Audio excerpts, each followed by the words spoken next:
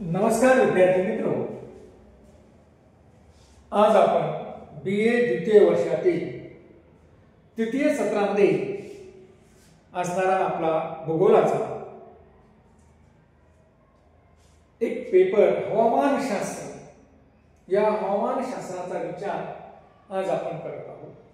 हवामानशास्त्राचा अभ्यास करत असताना हवामानशास्त्रातील विविध अशा घटकांचा आपण या ठिकाणी विचार केलेला आहे की अगदी सूर्यप्रकाश असेल किंवा सौर ऊर्जा सौरशक्ती असेल, वायुभार असेल, आर्द्रता असेल, या विविध घटकांचा विचार आपण या ठिकाणी हवामानातील या ठिकाणी करत असताना आज आपण वृष्टी आणि पर्जन्याचे प्रकार याही घटकाचा विचार याही प्रकरणाचा विचार आपण आज करत आहोत। मित्रहो, मागील तासामध्ये आपण पर्जन्य किंवा पाऊस यांचे जे काही तीन प्रकार आहेत, आरोह किंवा अभिसरण प्रवाह, नंबर 2 प्रतिरोध पर्जन्य आणि नंबर 3 आवर्त पर्जन्य, या तीन प्रकारापैकी जो काही पहिला प्रकार आहे आरोह किंवा अभिसरण पर्जन्य, हा प्रकार हा आपण मागील तासामध्ये या ठिकाणी अभ्यासलेला आहे। या तासामध्ये आपल्याला जो पर्जन्याचा दुसरा प्रकार आहे तो म्हणजे प्रतिरोध पर्जन्य।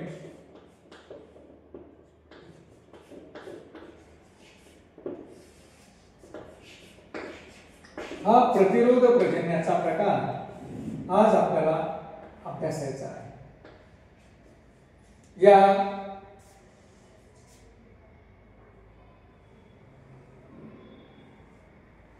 पर्जन्याच्या प्रकारालाच इंग्रजीमध्ये ओरिओग्राफिक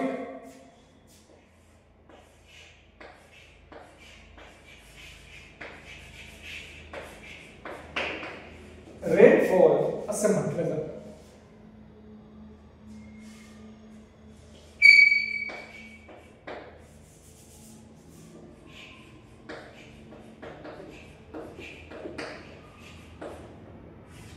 या ओरिओग्राफिक रेनफॉलचा संदर्भ आपल्याला आजच्या तासामध्ये किंवा प्रतिरोध पर्जन्याचा अभ्यास हा आपल्याला आजच्या तासामध्ये करायचा आहे।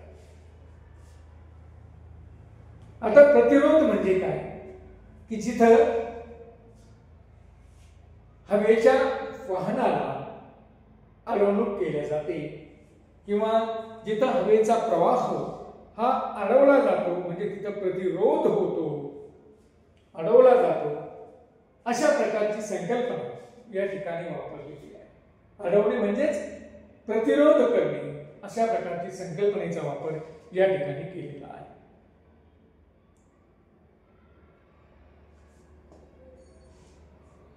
समुद्रावरील जे काही बाष्पयुक्त वारे आहे, हे समुद्रावरून बाष्पयुक्त वारे, उष्ण असे वारे हे वाहत येतात। हे वाहत येत असताना जर पर्वत किंवा टेकडीचा अडथळा या वाऱ्यांना निर्माण झाला तर वारे हे वाटसम्मुख बाजूवरून म्हणजे ज्या ठिकाणाकडून वारे, ज्या बाजूकडून वारे येतात त्या बाजूकडनं त्या टेकडीवर किंवा त्या पर्वतावर चढू लागतात किंवा चढतात आणि शेवटी पाऊस पडतो। अशा या प्रतिरोध किंवा अडथळा निर्माण झाल्यामुळे जो पाऊस पडतो त्यास प्रतिरोध स्वरूपाचा पाऊस असे म्हटले जाते। आता या ठिकाणी आपण बघूया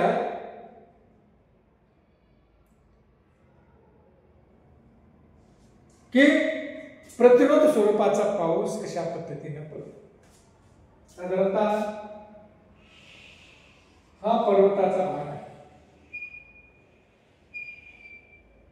आणि या ठिकाणी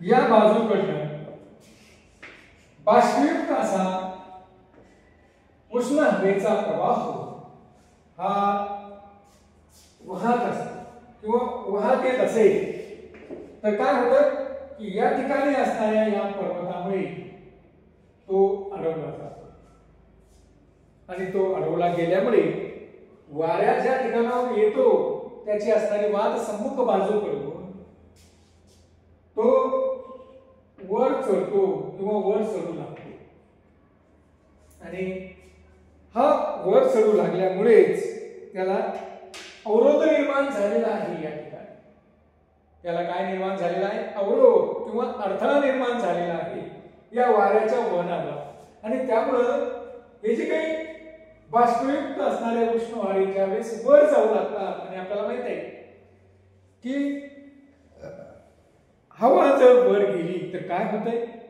जसजशी समुद्र सपाटीपासून आपण वर जाऊया तसतसं हवेचं तापमान हे कमी होत जातं.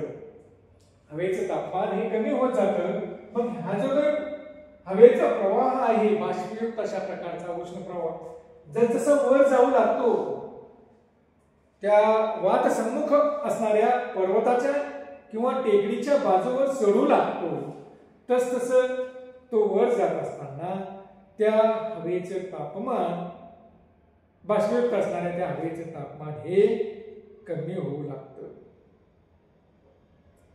त्याचबरोबर त्या ठिकाणावरचा त्या हवेवरील दाब देखील कमी होतो आणि त्यामुळं तापमानही कमी होतं आणि जसजशी हवा वर जाते तसतसं त्या हवेवरील असणारा दाब कमी होतो. त्यामुळं ती हवा प्रसरण पावते आणि हवा प्रसरण पावली की ती थंड होऊ लागते. कारण जसं आपण वर जाऊया तसं तापमान देखील कमी झालेलं असतं आणि त्याच पद्धतीनं प्रसरण पावल्यामुळे ही हवा थंड होते. ही हवा थंड होण्यामुळे तिचे तापमान कमी होते आणि तापमान कमी झालं की या हवेची सापेक्ष आर्द्रता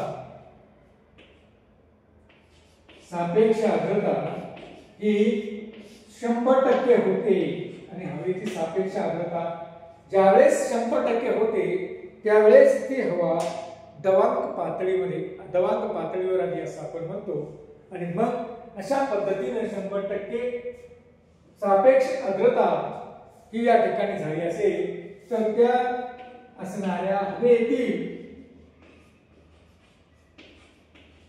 बाष्पाचं सांद्रीभवन होतं.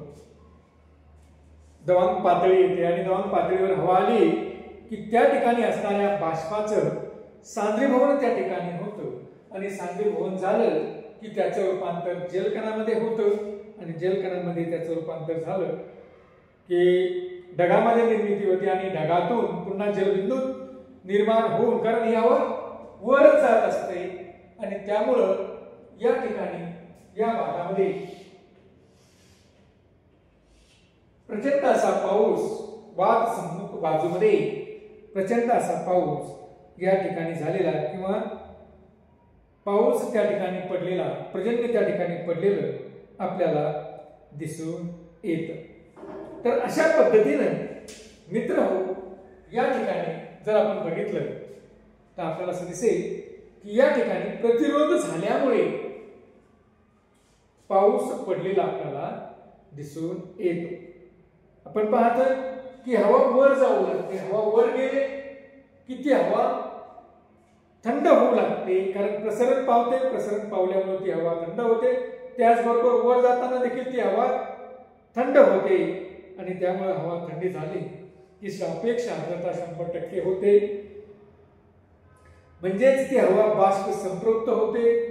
बाष्प संपृक्त झाली की ती हवा दवांत पातळीवर येते आणि अशी हवा जर आणखी वर गेल्यास तिचं सांद्रीभवन होतं आणि सांद्रीभवन झालं की जलकण निर्माण होतात. जलकण निर्माण झाले की ढगांची निर्मिती होते आणि हे ढग पुन्हा डोंगर माथ्यावर गेले तर या ढगातील असणाऱ्या जलकणांचा आकार वाढून त्या ठिकाणी जलबिंदूमध्ये रूपांतर होतं आणि मग त्या ठिकाणी प्रतिरोध प्रकारचा पाऊस या ठिकाणी पडलेला आपल्याला दिसून येतो. यालाच आपण प्रतिरोध प्रकारचा पाऊस असं म्हणतो. पर्वताच्या ज्या बाजूवर पाऊस पडतो, पर्वताची जी काही बाजू आहे या बाजूवर पाऊस पडतो त्या प्रदेशाला आपण पर्जन्यभूत पर्जन्यभिमुख असं म्हणतो. पर्जन्यभिमुख म्हणजे ही बाजू कशी आहे की या ठिकाणी पाऊस पडतो म्हणून हा कसा भाग आहे त्या पर्वताचा किंवा त्या टेकडीचा पर्जन्यभिमुख आणि त्याच्या विरुद्ध बाजूला ही जी काही बाजू आहे या बाजूला जो काही पर्वताचा भाग असतो किंवा टेकडीचा भाग असतो, हा टेकडीचा असणारा हा भाग याला पर्जन्य छायेचा प्रदेश असं म्हटलं जातं. डोंगर माथ्यावरून पलीकडे ही हवा जसजशी खाली उतरू लागते किंवा पर्वत माथ्यावरून ज्यावेळेस ही हवा खाली उतरू लागते त्यावेळेस ही हवा अकुंचन पाहू लागते. आणि आपल्याला माहिती आहे की जसजसं आपण उंचीवर जाऊया तसतसं तापमान कमी होतं आणि जसजसे खाली येऊया तसतसं या हवेचं तापमान हे वाढू लागतं. आणि या हवेचं तापमान वाढलं की हिची बाष्पधारण शक्ती वाढते आणि हिची बाष्पधारण शक्ती वाढली की त्या हवेची असणारी सापेक्ष आर्द्रता ही कमी होते आणि सापेक्ष आर्द्रता कमी झाली की हे वारे उष्ण व पूर्णपणे कोरडे होतात. उष्ण व कोरडे होऊन हे या विरुद्ध बाजूवर पर्वताच्या या विरुद्ध बाजूला पाऊस देत नाही. म्हणून या प्रदेशाला पर्जन्य छायेचा प्रदेश असं म्हटलं जातं. हा जो काही प्रदेश निर्माण झालेला असतो या प्रदेशाला पर्जन्य छायेचा प्रदेश असं म्हणतात की ज्याला रेन शॅडो एरिया असं देखील आपण म्हणतो. मित्रहो, जर महाराष्ट्राचा आपण विचार केला तर महाराष्ट्राचा विचार करत असताना आपल्याला असं दिसून येतं की महाराष्ट्राच्या नकाशाचा जर आपण साधारणतः विचार केला की अशा पद्धतीने महाराष्ट्राचा नकाशा आहे. या महाराष्ट्राच्या नकाशामध्ये साधारणतः जर आपण साधारणपणे बघितलं तर या भागामध्ये सह्याद्री पर्वतरांग आहे. या भागामध्ये महाराष्ट्राच्या पश्चिम भागामध्ये जिथं अरबी समुद्राचा भाग आहे त्या अरबी समुद्राच्या किनारपट्टीलाच किंवा अरबी समुद्राला समांतर अशा पद्धतीची एक पर्वतरांग आहे की जिला आपण सह्याद्री पर्वतरांग असं म्हणतो. या ज्यावेळेस या सह्याद्री अरबी समुद्रावर उष्ण आणि बाष्पयुक्त वारे या सह्याद्री पर्वतरांगेकडे येतात त्यावेळेस सह्याद्री पर्वतरांगेच्या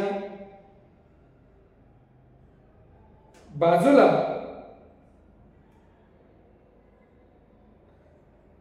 सह्याद्री पर्वतरांगेची जी काही ही बाजू आहे या बाजूला जवळपास रत्नागिरी सारखा जर विभाग आपण बघितला तर या रत्नागिरीला जवळपास 325 सेंटीमीटर एवढा पाऊस या ठिकाणी पडतो. तर त्याच्याच बाजूला दुसऱ्या बाजूला असणाऱ्या या पुणे या ठिकाणी 70 सेंटीमीटर एवढा कमी पाऊस झालेला आपल्याला दिसतो. म्हणजे या सह्याद्री पर्वताच्या अनुषंगाने देखील आपल्याला प्रतिरोधक पर्जन्य हे कसे कमी आणि कसे जास्त हे आपल्याला या ठिकाणी असलेलं दिसून येतं. पर्जन्याची सुरुवात व प्रमाण हे सागरापासून पर्जन्य स्थळाचे अंतर, बाष्पयुक्त हवेचे तापमान व पर्वताचे स्वरूप व उंची यावर देखील अवलंबून असते. अरबी समुद्रातील बाष्पयुक्त वारे, या अरबी समुद्रातील बाष्पयुक्त वारे वाहत येऊन प्रथम किनाऱ्यावर, प्रथम हा जो काही कोकण किनारपट्टीचा भाग आहे, या कोकण किनारपट्टीच्या किनारी प्रदेशामध्ये जवळपास 400 मिलीमीटर म्हणजे जवळपास 4000 मिलीमीटर म्हणजे जवळपास 400 सेंटीमीटर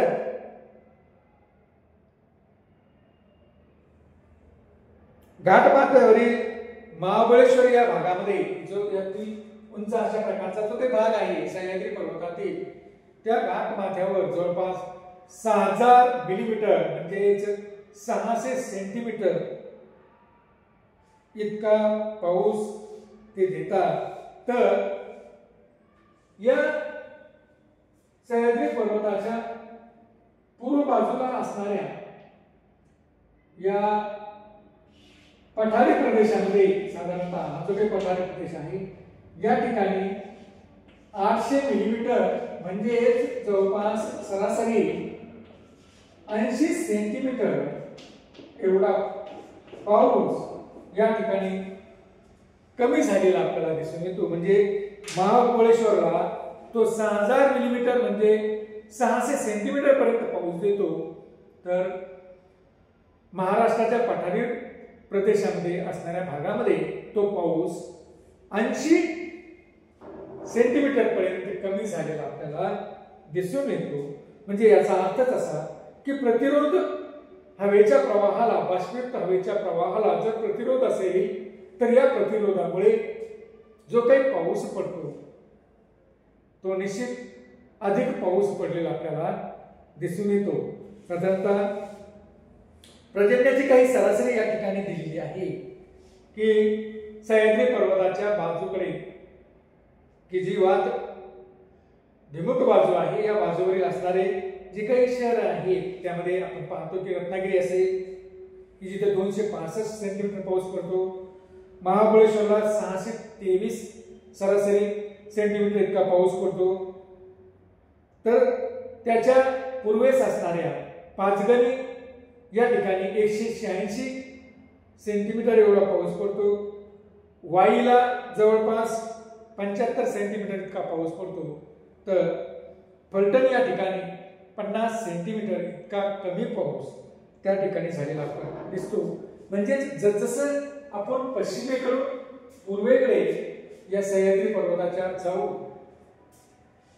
या अरबी समुद्रापासून, तर आपल्याला असं दिसेल की त्या ठिकाणी पाऊस कमी झालेला आपल्याला दिसतो. म्हणजेच